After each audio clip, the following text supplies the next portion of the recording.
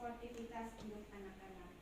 Di sini untuk kesenjangan dalam RTL ini saya ambil yaitu perkembangan motorik yang tidak merata. Di sini anak-anak itu ada perkembangan motorik itu tidak bisa merata karena apa? Karena anak itu mempunyai karakteristik, kebutuhan dan minat, kemampuan itu berbeda-beda.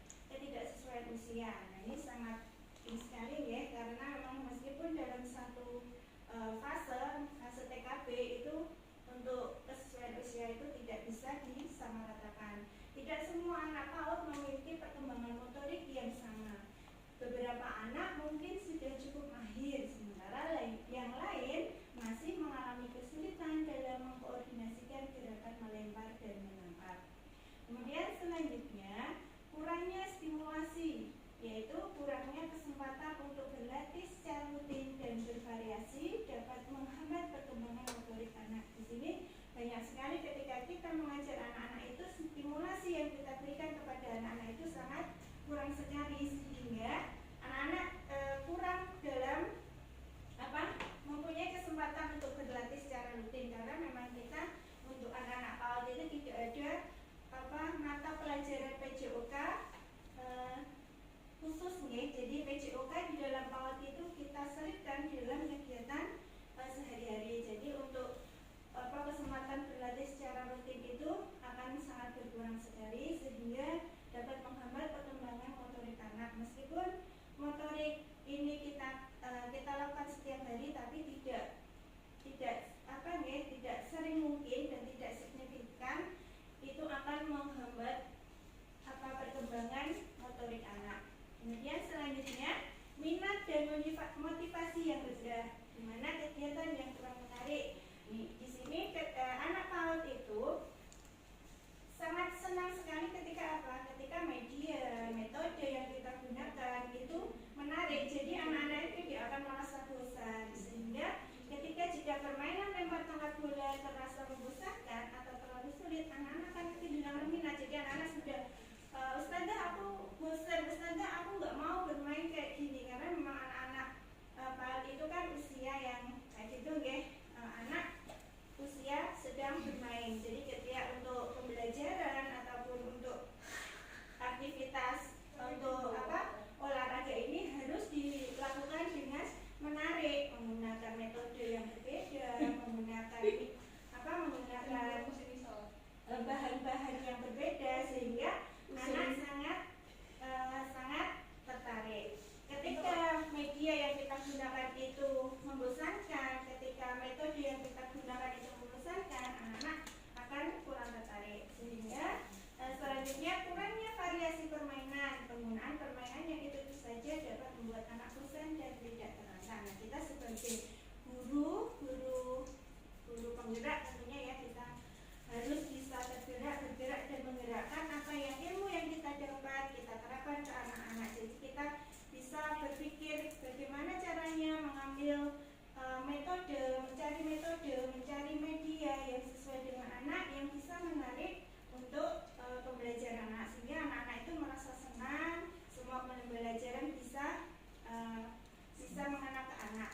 Nah, semuanya itu kita tentunya harus melibatkan anak-anak, karena semuanya itu harus sesuai dengan kebutuhan anak, sesuai dengan karakteristik anak, dan sesuai dengan minat anak. Di sini untuk tujuan program yaitu mengarah pada perwujudan pembelajaran PJOK yang berpusat pada peserta didik. Nah, ini seperti yang saya sampaikan tadi, anak aktif memilih jenis bola yang ingin digunakan. Jadi anak-anak di sini boleh, jadi bebas untuk memilih bola yang ingin digunakan. Kemudian anak bebas bereksplorasi dalam berbagai variasi lempar dan tangkap, dan ustazah atau guru itu tidak menentukan melemparnya harus kayak gini, tidak. Jadi bebaskan anak itu bereksplorasi sesuai dengan apa yang dia minati, yang dia bisa, sesuai dengan kemampuannya. Kemudian anak merasa senang dan bersemangat selama kegiatan. Selanjutnya yaitu mendukung penumbuhan suara, pilihan, dan kepemilikan dalam diri peserta didik. Anak berani mengungkapkan kesulitan yang dialami. Jadi ketika anak-anak itu ketika bermain, terus anak-anak bilang, Ustazah aku kayak gini belum bisa, kalau kayak gini bagaimana?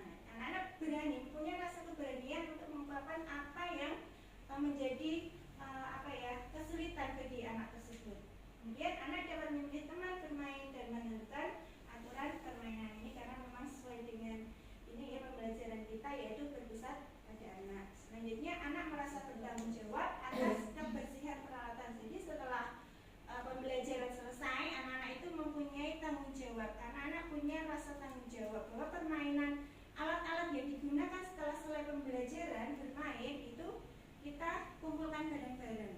Jadi tidak gurunya aja ataupun tidak salah satu ketua kelas, tapi semuanya, semua anak-anak itu bertanggung jawab untuk mengumpulkan alat-alat yang digunakan dalam permainan tadi. Di sini untuk capaian dan indikator tercapaian, persentase anak yang dapat melempar dan menangkap bola dengan benar yaitu 75%.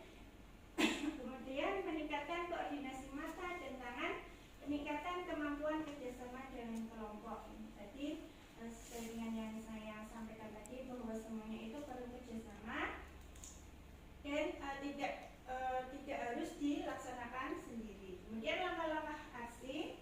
Di sini rencana solusi untuk mengatasi tantangan yang relevan, menggunakan bola yang ringan dan lembut, memulai dengan jarak yang dekat, lalu secara bertahap, kemudian diperjauh, kemudian membagi anak ke dalam kelompok kecil berdasarkan kemampuan. Ini sesuai dengan pembelajaran kita, yaitu pembelajaran berdiferensiasi. Kemudian rencana pelibatan komunitas atau mitra, kita mengundang orang tua untuk ikut bermain bersama anak. Jadi suatu ketika kita adakan untuk bermain bersama dengan orang tua dalam suatu event, jadi orang tua kita undang, kita ajak untuk bermain bersama anak-anak. Kemudian bekerja sama dengan perpustakaan untuk meminjam buku cerita tentang olahraga. Jadi ini sangat penting sekali, selain untuk menumbuhkan perkembangan motorik, fisik motorik anak, juga perkembangan minat baca anak. Untuk rencana penempatan peserta didik, upaya untuk menempatkan peserta didik sebagai kontributor dan pemeran utama dalam program. Ini seperti yang kita sebut tadi ya, bahwa peserta didik itu adalah sebagai pusatnya. Jadi semuanya itu semuanya harus sesuai dengan minat, bakat, kemudian kemampuan anak. Di sini untuk melibatkan anak dalam memilih jenis permainan, meminta anak untuk membuat aturan permainan sederhana, memberikan kesempatan anak untuk menjadi wasit. Nah, anak-anak bisa kita tunjuk salah satu untuk menjadi wasit, untuk memberikan penilaian kepada teman-temannya, kemudian untuk untuk memberikan dukungan kepada teman-temannya. Untuk struktur program dan mitra dalam komunitas, di sini deskripsi target peserta yang dilibatkan jelas cakupannya, anak usia 5 sampai 6 tahun di TKU Walidain. Untuk lini masa, minggu pertama pengenalan berbagai jenis bola, kemudian latihan melempar ke atas dan menangkap, latihan melempar bola ke dinding, permainan lempar tangkap berpasangan, kemudian lempar tangkap kelompok. Sini untuk keterlibatan komunitas, yaitu guru kelas, kepala sekolah, perpustakaan, dan orang tua. Untuk selanjutnya,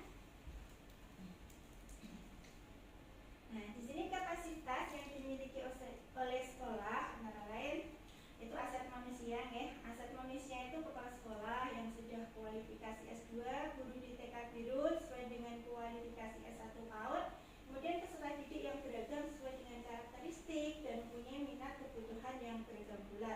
Di TK biru Walidain ini juga ada anak yang berkebutuhan khusus, jadi kita harus merancang pembelajaran itu bisa dilakukan, bisa dilaksanakan oleh anak-anak yang hebat tadi, anak-anak yang berkebutuhan khusus. Kemudian untuk aset fisik, di sini mempunyai ruangan kelas untuk TK itu 10 kelas dan halaman yang luas dan aula yang memadai. Kemudian mempunyai fasilitas seperti TV, LCD, laptop, wifi, CCTV, dan masih banyak lagi. Kemudian untuk aset sosial dan finansial, sekolah bekerja sama dengan pihak-pihak yang terlibat dalam pembelajaran. Seperti kita sudah melaksanakan MOU ya dengan berbagai pihak, yaitu di Klinik Asia, BPD Syariah, BMT, Yota, Optimal, dan Sitom. Dan mempunyai paguyuban komunitas wali murid. Untuk aset finansial sekolah berasal dari iuran wali murid dan berasal dari bantuan.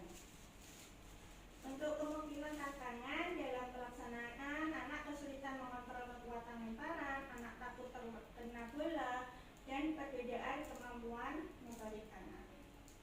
Kemudian untuk rencana solusi mengatasi tantangan yang relevan, menggunakan bola yang ringan, memulai dengan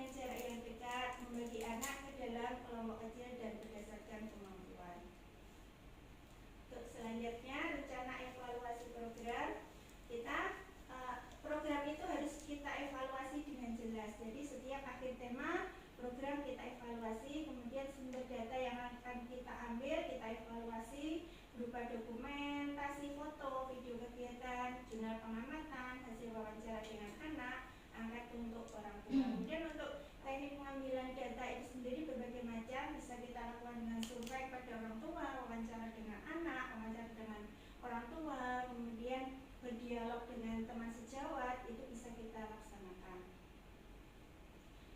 Untuk